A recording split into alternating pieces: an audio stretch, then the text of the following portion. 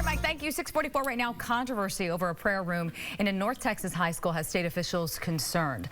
Attorney General Ken Paxton wrote a letter to Frisco ISD raising concerns over religious freedom after learning that a school in the district allows Muslim students to use a spare classroom to pray.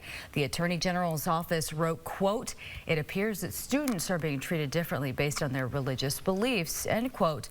And he asked the room be made, quote, "accessible to students of all religious denominations," end quote.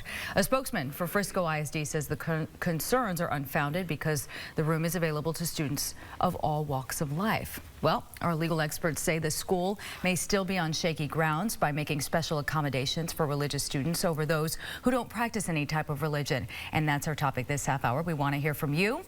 Weigh in on Facebook and Twitter, and then we'll share your comments in a few minutes. Right now, though, let's discuss with our legal analyst, Chris Tritico, Democratic media consultant, Mustafa Tamiz, and also we're joined by Harris County Republican Chairman Paul Simpson this morning. Good morning to you, gentlemen. Good morning. You know, the problem with any school district and any government wading into religious issues, it always comes back down to what do we do with people who don't practice religion, and that's why government should always just stay out of these issues. What happened here, it appears, is that the school district made what they were calling a meditation room and allowed anyone to come in and use the room. So Muslim students come in and pray, Christian students come in and pray or meditate, and any student who's not religious can come in and use the room to meditate or study or whatever. Ken Paxton sent a letter. My understanding is Ken Paxton sent a letter and said if you're allowing Muslim students to use it, you should allow everyone to use it. Paul Simpson, it appears, the superintendent wrote him back and said, I don't know what you're talking about. Anyone can use the room. Well, Chris, that's not exactly what happened. What I believe what happened based on the Attorney General's office's letter was that the students themselves, and I've got the copy printout from the website right here, the students reported, even as of yesterday on their website, that this room was open to those of some religious faiths. So the students were reporting the idea that this was limited to only certain faiths. All the Attorney General's office did was say, you've got to make this fair and open to everybody. And they agree, apparently they've agreed on at least on the TV. They haven't changed the website. Well, and the problem with doing this for religious-based purposes for any religion, whether you do it for all religions, one religion, any religion, is someone's going to say, I'm not faith-based at all. Where's my room?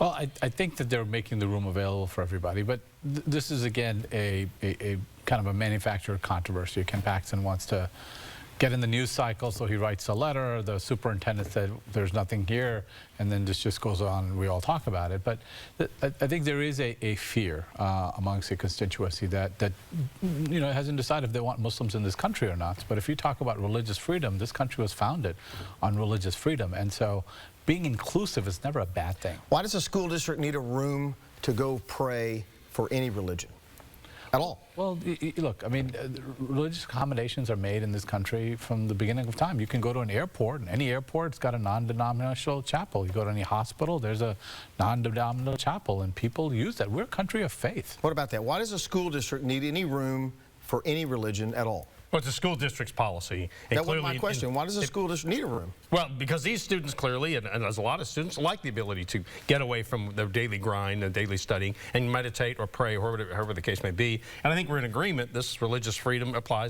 means this should apply to all students and all faiths. And it does. Again, I don't think it was a manufactured controversy. I think it was the students were actually reporting themselves on their website and on their own videos that this was for only certain faiths. So the Attorney General's office was just reasonably saying you've got to make this available to everybody. If the superintendent said to Ken Paxton that's not correct. I don't know where that's coming from. You look at the letter from the AG's office, they said they did some inquiry and they couldn't get any questions answered. So that's why they sent the letter. Let me go to check in. Good morning. Hi, I'm Rita. Rita. Hi. Are you here? Yeah, present. Hey, lots of folks, you know, no, seriously though, Chris, lots of folks on social media are talking about this. Let's start with Fiery Mom 3, who says the Texas Attorney General is looking into the public school prayer room issue. Many of you have questions, so that's just proof that people were talking about this way before the letter was even sent, which obviously may have led to the writing of the letter.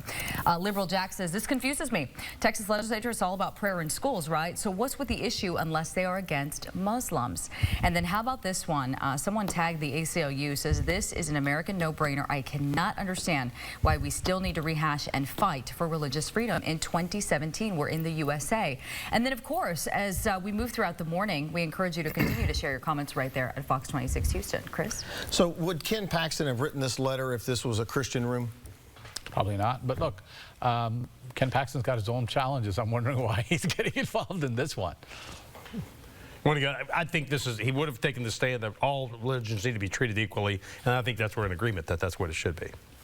Look, I think that we have to find a way that we don't let these type of divisive conversation take place. The fact that we're talking about it means that it's already a controversy when it shouldn't have been in the first place. So I find it very hard to believe if the Attorney General picked up the phone and called the superintendent and the superintendent wouldn't call him back. He had to write a letter and then release it to the press in order for him to get the superintendent to call him. I just find that very hard to believe.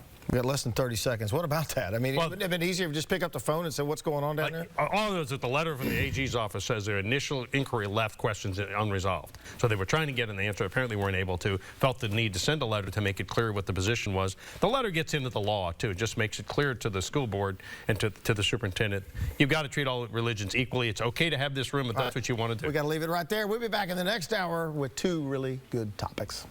Gentlemen, thank you. You know, and just on a side note, Twitter is also abuzz about the superintendent from Frisco ISD announced his retirement. Whether or not there's any connection, we don't know. Remains to be seen. But people are questioning the timing. So we'll see you later.